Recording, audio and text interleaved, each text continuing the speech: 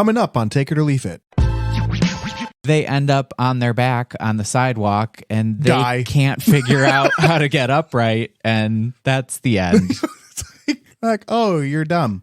It's like all these years of evolution and preparation underground, and you got a little bit knocked over, and that's the end of your life. Right. Like, really? Like, No wonder they stay underground. right. Your garden's going to die. You're going to have to start over. You know, everything's ruined. Life is a mess. Live, laugh, toaster, bath. You know?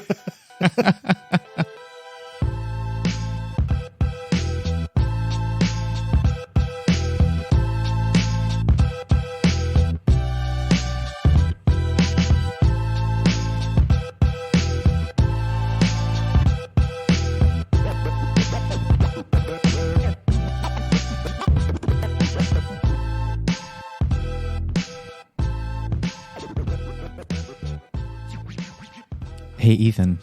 Yes. What are we talking about this week besides death, destruction, chaos, calamity? Oh, just the cicadas. Oh. Yeah. Oh, just that. Yeah. Oh, it's just the cicadas that come out all the time Yep.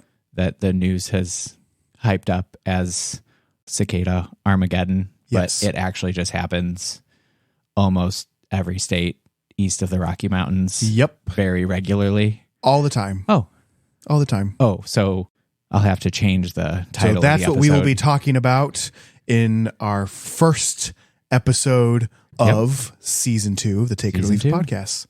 Welcome. I'm Ethan Wise. And I'm Nick Farrington. And we're talking about cicadas. Because I'm sure that at this point, if you live in the Midwest or you live east of the Rockies, like you were saying, you've probably heard somewhere in news, social media, coworkers, someone, it's probably somehow popped up in your life, the cicadas. And what we have here, you know, Illinois, Missouri area, we're seeing all this blowing up of information and some panic due to the fact that what the news is saying and what social media is saying are the 13-year and the 17-year are emerging for the first time ever since 1803. It's been 221 years. Thomas Jefferson was president. Yes. And while there is some validity to that, it is grossly missing and or eliminating the bigger picture of that to just like spur panic. It feels like that's all it feels like.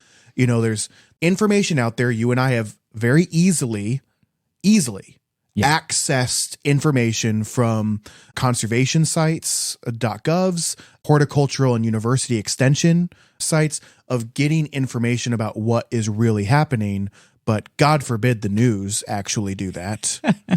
As with many plant-related things, and this, even though we're talking about the cicadas on this episode, part of what you and I have been hearing about them so much is through being in the plant and horticulture world, people are essentially concerned that, you know, what can I do? What can I spray? How can I kill them? How can I stop them from destroying? Are my children going to survive? Right. Is my car going to be okay? Because the quote billions of cicadas emerging is a catchy headline, but in reality, there are these different broods, which we'll get into some of these. This year, there are essentially these 2 life cycle spans of what's generally considered the periodic cicadas.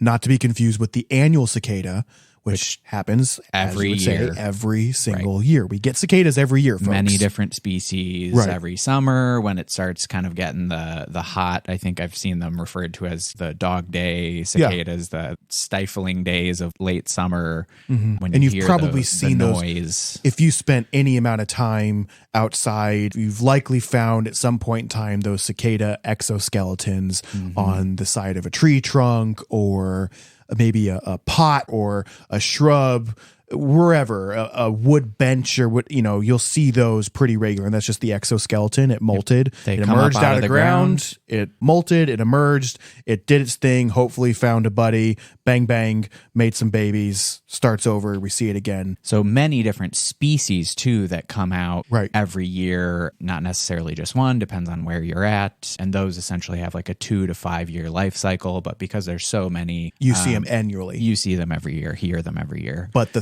13 and 17 year, like you were saying before, it is both of them are smaller than the annual one. Yeah, but physically smaller in size. But still going to be a good size. And they still have very similar traits. They have 5 eyes, they have 4 wings, they have suckering mouth parts and a little saw-like appendage that they will use to make an incision in plants for their babies, for their eggs. And we'll talk about that as well as potential damage you can expect.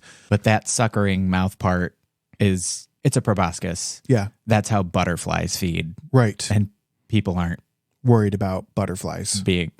So one thing we really want to preface, what we're going to talk about in this is we really want to cool the waters. Yeah, kind of dispel the panic. Yes.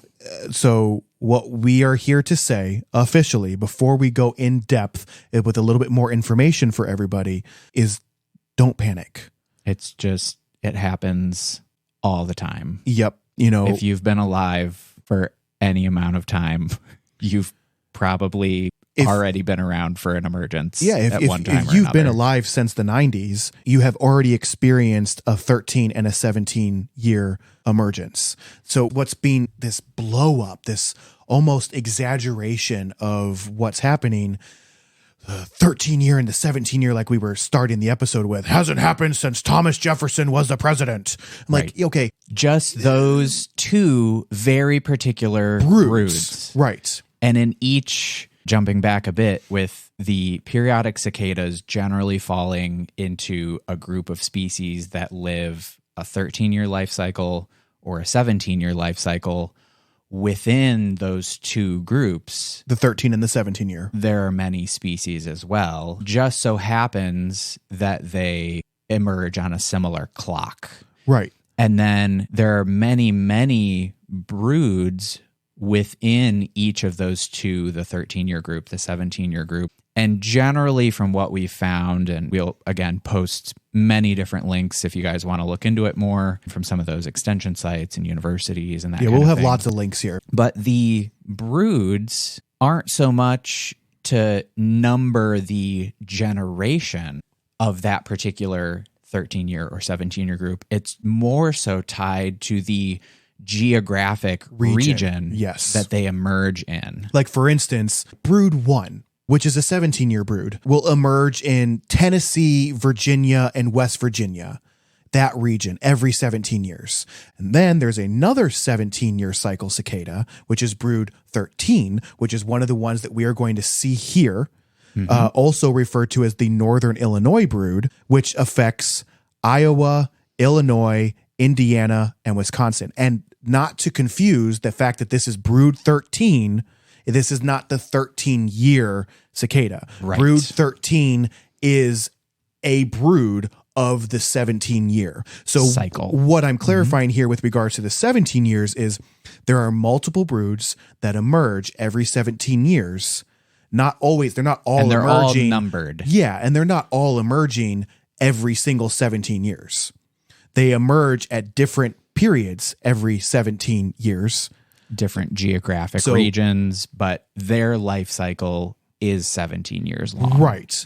So, for instance, the one I was talking about, brood 1, last emerged in 2012 in the Tennessee, Virginia, West Virginia area. Whereas the brood 13 that we are going to have this year of the 17-year cycle was last emerged in 2007. Sure. So we have seen this already. And then, of course, there's the 13-year, which I'm going to see more than you are because you live more in the mid-northern part of Illinois. So you're going to see the 17-year more likely. Yeah. And I'm going to, here in the St. Louis area, see the 13-year. Which is this particular instance. Which is referred to as the Great Southern Brood. Which is brood 19. Brood 19. And that last emerged here in the St. Louis area in Missouri in 2011. And that range is pretty huge. Really, I mean, the Great Southern Brood is a good apt name because that is basically the mid-Illinois and southern half of Illinois. 15 states? Missouri, Arkansas, Louisiana, Mississippi, Alabama, Georgia, the Carolinas, Tennessee, a little bit of Kentucky on the western tip there. So a huge chunk of the southeast United States. And again, it happens every 13 years. Right. And so part of what we've seen kind of getting blown out of proportion with this particular case is, yes, it's been 221 years since these particular two broods, which cover two particular geographic regions, since they both emerged in the same year. Just those two broods. And so to kind of put that into context, so 1998 was the last time two adjacent 13 and 17 year broods geographically. And that's what they're talking about here, is because these two broods, these particular broods of the 13 and 17 year are adjacent. What we'll see here is this northern half of Illinois happening around the same time as the southern half of Illinois and right is happening. In a skinny band. There might be some overlap. Springfield, Decatur, maybe Bloomington Normal, that kind of east-west band across the middle of Illinois is really the only area that geographically the two broods might overlap. But then they're not even going to be emerging at the same time. Right. 13-year brood is going to happen between like end of April into mid-May. Yep. And then the 17-year brood will emerge mid-May into June. So there's hardly overlap. Right. And that minimal. Has been translated into the media as billions of cicadas will be emerging across everywhere. It kind of has made it sound like. And you know, like, I just want to clarify that 13 and 17-year cicadas emerge at the same time all the time. The last time a 13-year and a 17-year brood emerged at the same time was 2015. They just weren't adjacent broods. They were different geographical locations. So just really want that to kind of resonate. So to, you know, just to repeat that in a couple sentences is, A, the 13-year and the 17-year brood are not going to be emerging at the same time. They are not going to overlap heavily. If there is overlap, it's going to be minor. And kind of stragglers at the end of one life cycle and the beginning of one life cycle emergence. Right. Yeah. And also 13-year and 17-year broods emerge all the time together. If you're 30 years old, you have experienced several emergences of broods. Depending on where you live. Right, that's true. If you're east of the Rockies and you're 30 years old, you have experienced in your lifespan 2 13 years and 1 17-year emergence of cicadas at some point in time throughout the Midwest or eastern part of the United States. And guess what? Plants are still here. Yep. We're still here. Your dog is still kicking. As it turns out, there's actually 17 different brood groups in the 17-year cycle group. And in the 13-year group, there are 10 different broods. But only 3 of those have really ever been truly documented and pinpointed to a geographical region. Right. Some broods within, whether it's the 17-year group or the 13-year group, kind of can come up sporadically in different areas. They're not necessarily tied to a specific geographic location. So again, your chance of having already experienced this and not even noticed, more than likely, is pretty high. And part of why we bring this topic up again is because of the concern about damage to trees. And I've already spoken to probably half a dozen people this year already, phone calls, emails, in person. A half a dozen groups of people, I should say. So more than just 6 people have I spoken to. And I'm telling them all the same things. Like, you don't have to worry about it. And all of them are like, well, the news, they're all scared because of what they've read online or what they've listened to on news or radio, whatever, that's telling them that they need to be concerned and that their way of life is never going to be the same. It's so over the top and it's just irritating. You know, as a horticulturist, it's sort of what we see very commonly with plant care information on social media. Things can very easily be triggered by this level of misinformation. Yeah. Just because it doesn't have to be that way. But I think it just feels like people are being taken advantage of because... And you could very easily extrapolate this out to just about any social topic too. So, oh yeah, just like we did with peat moss. Right. How peat moss blew up into this, you're a bad person. You know, you're shitty because you use peat moss and you don't care about the environment because this .com website says so. It's like what you read about what's happening in Europe is not apples to apples with what's happening here in North America. Spoiler, we have a very fun peat-related follow-up episode in the works, too. We will have one of those coming up. Yeah, so that'll be exciting. So anyway, getting back to kind of what people can expect with the cicadas. Yes, you've obviously at this point understood that the amount of misinformation has been frustrating to us. But outside of calling out that fact of a lot of misinformation, there are some potential concerns that you might have. To kind of set that up, let's go through some of the life cycle details. Okay. To kind of tee that up, because essentially these insects live, I thought it was kind of neat in our research here, they're actually the longest known lifespan of any insect. Right. You know, especially the 17 followed by the 13 year. Right. And to let you know, like if you're worried about what damage they might potentially cause to trees, which we'll go in depth, what you can expect with your trees. But to, like you said, tee off on that, they have been underground for the last 13 or 17 years, feeding on your tree and your shrubs. They have already been, their nymphs, the larvae underground, have already been feeding off of your tree for the last 17 years. And it's fine. It's doing okay. They have you that didn't even little, know it was happening. They have their little proboscis mouth part that essentially you can think of it as a straw. Mm-hmm. And they just feed on the juices of those roots. Yep. And only for a few weeks, every 13 to 17 years, are they actually up above ground doing anything. Most of that doing is for making new babies. Mm-hmm. And then they lay their eggs. Once those hatch, they drop to the ground, burrow underground, and you don't see them again for another 13 or 17 years of that particular brood, depending on the geographic location. Right. But yeah, the window of time in their lifespan where they could cause any damage that you would even at all be aware of is incredibly small. You know, a few weeks out of their 13 or their 17 years alive, drop in the bucket. Right. You know, and it's such a pivotal point, especially right now, for an ad. Hey there, Hort homies. Thanks for listening in this week. If you've been enjoying the show and want to support our channel, subscribe to our Patreon page where we post bonus clips and an extra episode for only $6 a month. All our socials and contacts are in the episode description, along with links to all the sources we discussed. We always like to hear from you with ideas for topics and plant questions.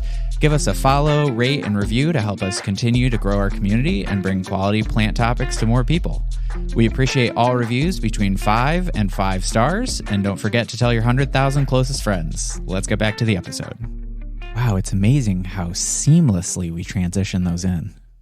Right. And so they're going to emerge, and so they've been feeding on your tree for the last 13 to 17 years. And if your tree was around 13 or 17 years ago. Right. You know, that's an interesting thing too. It's like, so they only are going to emerge from areas where there has been trees for the last 17 or 13 years. Right. So if there was a forested area 17 years ago and 10 years ago it was bulldozed and homes were built there, there's not going to be a cicada emergence there because they haven't had anything to feed on for the last 7 years. They do need to eat continuously, as we all do. Or if 17 years ago a forested area was created in that area, there's not going to be a cicada emergence there if there wasn't already trees because they had nothing to feed on and to lay their eggs there to begin, you know, to feed on. Because like we said before, the nymphs and what is below ground is constant. It needs to. They need to constantly be feeding on tree roots or large shrub roots in order to get to the point where they can now emerge above ground and do their final adult mating cycle. And so when they do emerge, and that's, again, when you see the little brown husks on the trunk of your tree or shrubs or your side of your concrete steps, wherever they emerged as their little brown little self. And then out of that shell emerges the full adult with their wings and their full coloration. Then once they're mating, the potential for some damage that you could see on your trees would be when the females lay their eggs, because Pretty much. they have a little appendage that they essentially cut a little slit in, more so the new growth, kind of the branch 3/8 inch or smaller. Yeah. Because it's supple. It's something they can easily cut through. And then they lay their eggs in that little slit. A few weeks later, those eggs hatch. And because they don't want to be eaten, those babies, again, just immediately drop to the ground. Just so delicately just drop. Yes, They don't very crawl down the tree. dainty. Yeah, they just splats to the ground, burrow their holes, and then start sucking on those tree roots for the next 13 to 17 years. Right. So because those eggs are being laid in that newer growth, those branch tips, that's when you could have opportunity to see some damage on your trees. But it's not going to be damaged. So let's pretend that, a pencil is this branch that the female cicada is going to lay her eggs in. And you make an indentation in this pencil with your fingernail. And the eraser side of this pencil is the part of that branch that is attached to a larger one connected to the tree.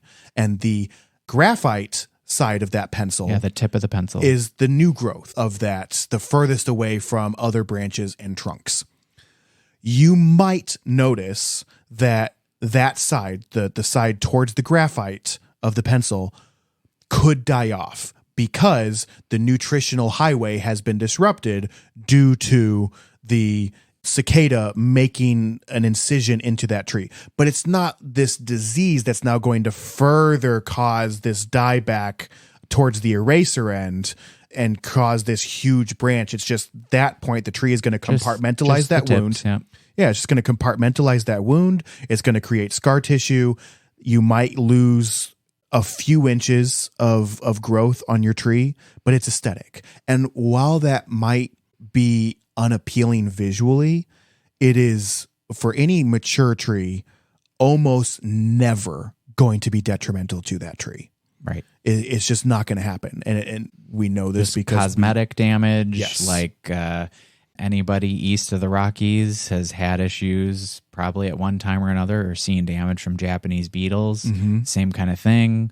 Are they annoying, the Japanese beetles? Yes. I feel like the extent that a Japanese beetle could cause cosmetic damage probably on is like a tree. Yeah. significantly more opportunity for cosmetic issues with the Japanese beetle than you would experience with the cicadas, especially if you have one of their target species, Like that a they tend to linden favor. tree or something like that, or a sand birch. cherry. Yeah.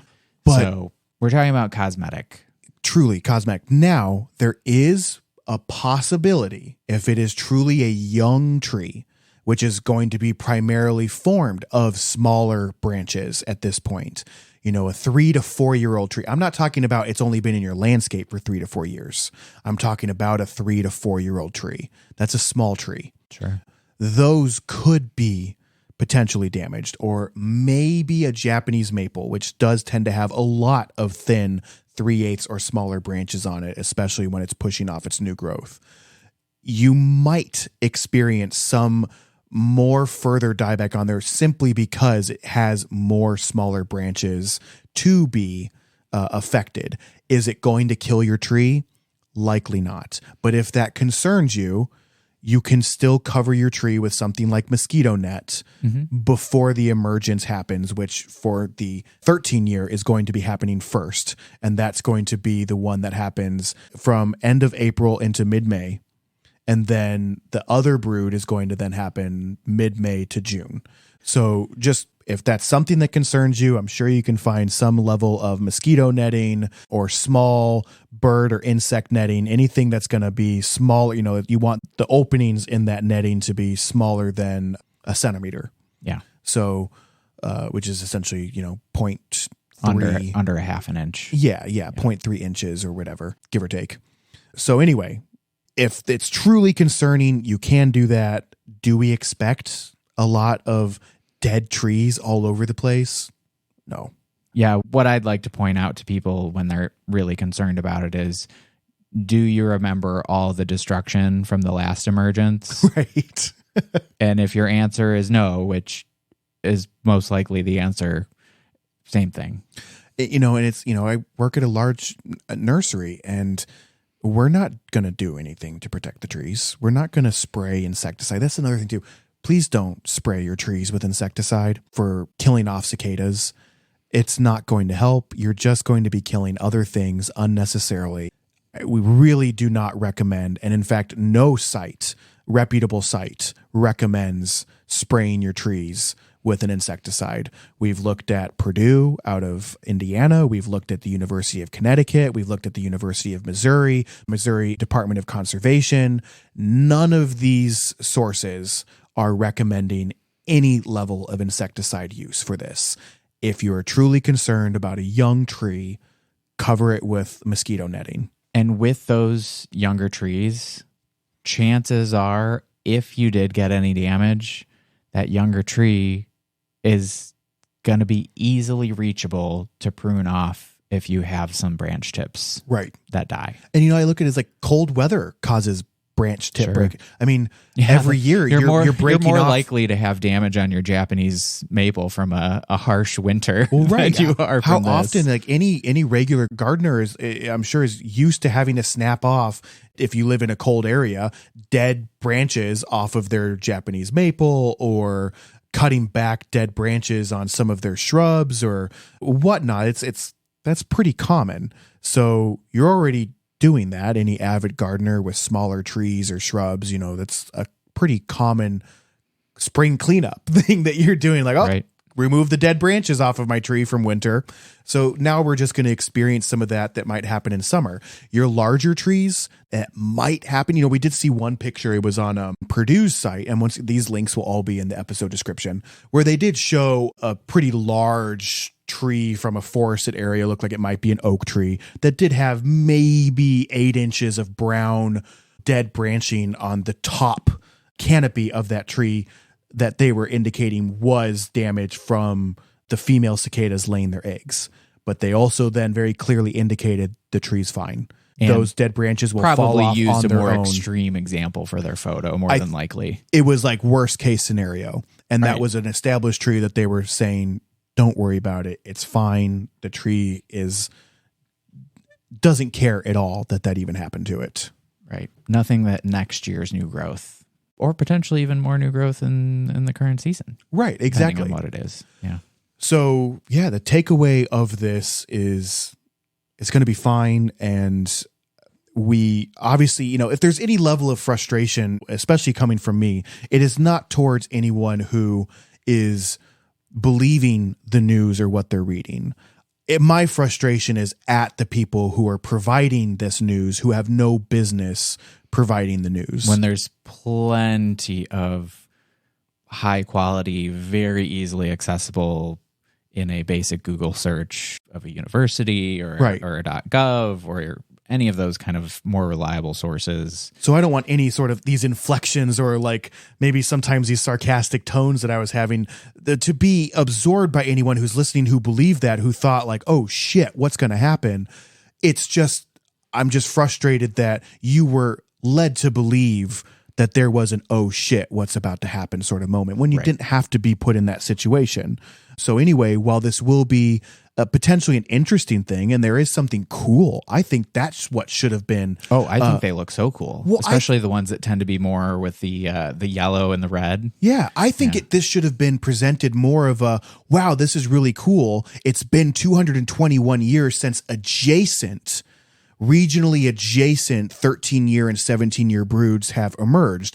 No, they're not likely going to overlap. Not much. But like, how cool is that? Like, wow, this is a rarity to happen.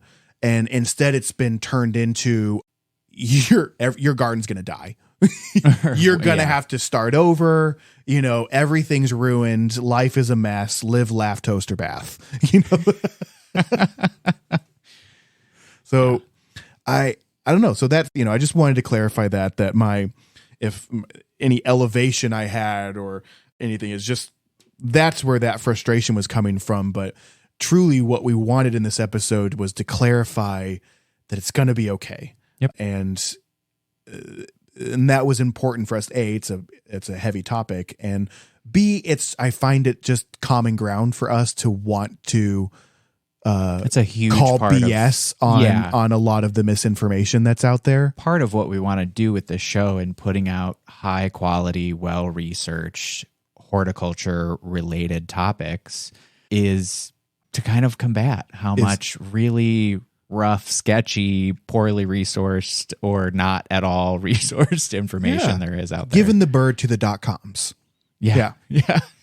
That's kind of what I think. For the places paying for ad space on social media. Right. Yeah. So anyway, as always, and obviously this is going to be a recurring mantra for us, is please source have good source material that you are believing your information from. Yeah.